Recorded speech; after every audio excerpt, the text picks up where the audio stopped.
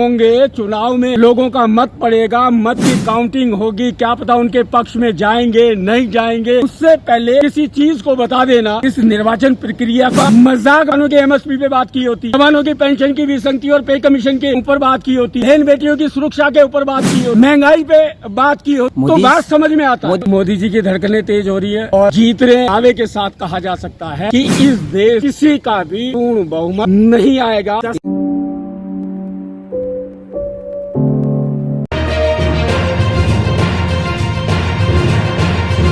मोदी जी को इस टाइम पे जो देश की परिस्थितियां हैं उनसे ध्यान हटाने का एक खुरापात कह सकती हो कि ये खुरापात है। लेकिन मोदी जी कह रहे हैं कि जनता मूड में रहती है चुनाव को, इसलिए एक देश एक चुनाव सही होना चाहिए, इससे बजट कम होगा। सर पहले भी हो रहे थे, इस देश की उसी राजनेता ने, उसी राजनीतिज्ञों ने उसको रद्द किया था। तो पहले उस वाला रद्द करते टाइम पे जो चीजें रखी थी इस देश की आम जनता नहीं रखती है, इस देश का राजनेता ही रखता है। जो चीजें किसानों की एमएसपी पे बात करना चाहिए, सैनिकों की पेंशन या उनकी पे कमीशन में हुई विसंगतियों के ऊपर, तो मोदी जी ने कह तो चुके हैं कि जब अभी कार्यकाल जो अधूरे हैं वो पूरे हो जाएंगे। कब हो जाएंगे? जब दोबारा से बनेंगे प्रधानमंत्री। क्यों बन जाएंगे वो? चुनाव होंगे, चुनाव में लोगों का मत पड़ेगा, मत की काउंटिंग होगी, क्या पता उनके पक्ष में जाएंगे नहीं जाएंगे। उससे पहले किसी चीज को बता देना, ये इस निर्वाचन प्रक्रिया का मजाक बना दिया है कि मैं आ रहा हूं। क्योंकि संजय सिंह ने कहा है ना कि उनके पास चुनाव आयोग है, उनके पास ईवीएम है, उनके पास सब कुछ है, इसलिए मोदी जी दोबारा आएंगे, इतना कॉन्फिडेंस में है। संजय सिंह और प्रधानमंत्री जी ही डिसाइड कर लेंगे। नहीं, विपक्ष के नेता है, आप आदमी पार्टी के संसद है तो सर वो राजनेता ने, हम आम नागरिकों की बातें की होती ना, उन्होंने भी ईवीएम पे बात कर रहे हैं। हम कह रहे हैं कि किसानों के एमएसपी पे बात की होती, जवानों की पेंशन की विसंगति और पे कमीशन के ऊपर बात की होती, बहन बेटियों की सुरक्षा के ऊपर बात की होती, महंगाई पे बात की होती, तो बात समझ में आता। मोदी जी विशेष सत्र बुला तो रहे हैं, कहीं 15 लाख रुपए का घोषणा कर दे दोबारा से। राइट टू रिकॉल लिया है पहले। भाई इसी देश के एक बहुत बड़े नेता है जिनका जयप्रकाश नारायण जी, 1974 में उन्होंने अपनी बात रखी थी, क्यों नहीं ले आते कि चुने हुए व्यक्ति को भी वापस, जिसने मत दे के बिठाया उसको हटाने का अधिकार मिले। अच्छा, धड़कनें तेज हो रही है क्या मोदी जी बीजेपी का, जैसे जैसे 2024 नजदीक आ रहा है? ऐसा कुछ नहीं है सर कि मोदी जी की धड़कनें तेज हो रही है और जीत रहे हैं, ऐसा भी नहीं है। तो माहौल क्या है? देखिए, चुनाव भी होंगे और लोग जीतेंगे भी, जीतेंगे 543 एमपी ही। हाँ, लेकिन जो देश की परिस्थितियां हैं, ये दावे के साथ कहा जा सकता है कि इस देश में किसी का भी पूर्ण बहुमत नहीं आएगा। बीजेपी तो कह रही राजस्थान में भी हम सरकार बना रहे हैं। सर राजस्थान में वसुंधरा जी उनको जवाब दे देंगी, उसके बारे में बोलने की इतनी बड़ी बातें क्या मतलब नहीं है। बगावत चल रहा है क्या?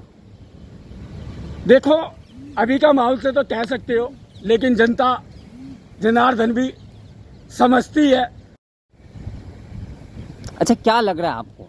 जैसे मीडिया कह रही है कि फिर दोबारा अगर अभी चुनाव हुए हैं, अभी चुनाव आज चुनाव होते हैं, तो ना मोदी जी का कद घटा है, ना लहर घटी है। सबसे बड़ी बात, वन नेशन वन इलेक्शन की बात की, क्या बहुमत नहीं मिलता है तो दोबारा इलेक्शन कराने के बजाय राष्ट्रपति शासन को महत्व देंगी बीजेपी? अगर वो वन नेशन वन इलेक्शन की बात कर रहा है और बहुमत नहीं मिलता है, सरकार नहीं बनती है, वहां पर क्या इस बात को महत्व देंगे कि वो राष्ट्रपति शासन की बात की तरफ जाएंगे? तो बात करनी चाहिए, खुल के बोलना चाहिए।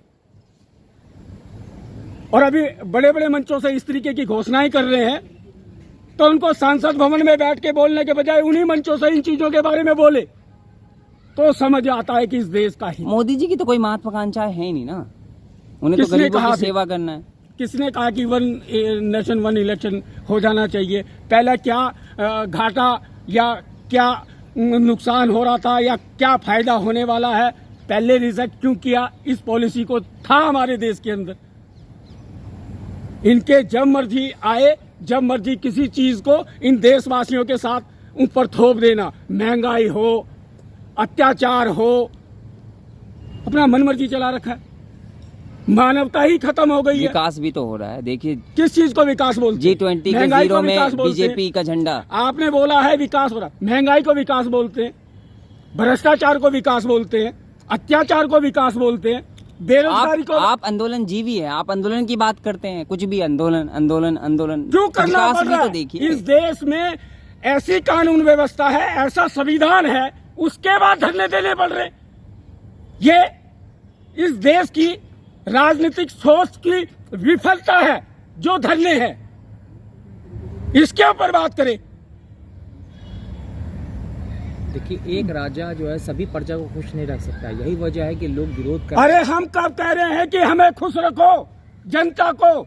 इस देश के संविधान के जितने आर्टिकल हैं, इस देश के हर नागरिक की बेहतरी के लिए है।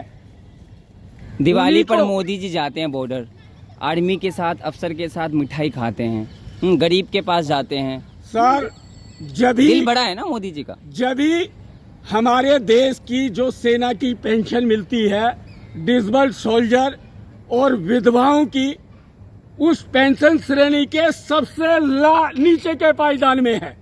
उसका कारण बताएंगे कि क्यों है?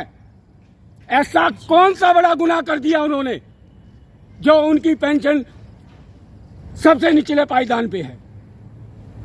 काम किया, डिसेबल्ड हो गया, गुनाह है। हमने उन देश की सरहदों को सम्मान दिया, सेवा की, उसका गुनाह मानते अच्छा, हो? आपको क्या लगता है कि मोदी जी ने क्या काम नहीं किया? मोदी बीजेपी तो कह रही है 9 साल बेमिसाल। आपको, आपके नजर में ऐसा क्या काम है जो मोदी जी की विफलता आप बता सकते हैं?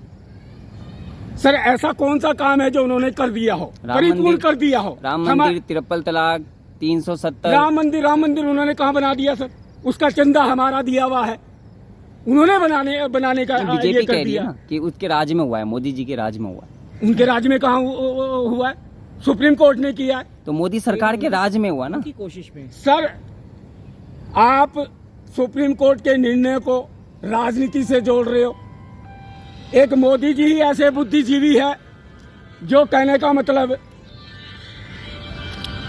हमारी देश की सेना को रेवाड़ी की रैली से राजनीतिकरण कर दिया। तो मोदी जी, कुछ भी घटनाएं होती है देश में तो मोदी जी को पीड़ा होती है, वो मोदी जी समझ लेते हैं, एक्शन लेते हैं, सब कुछ करते हैं। कौन सी बताइए। पीड़ा को ध्यान में रखते हैं मोदी जी? बताएं, कौन सी पीड़ा को ध्यान में रखते हैं?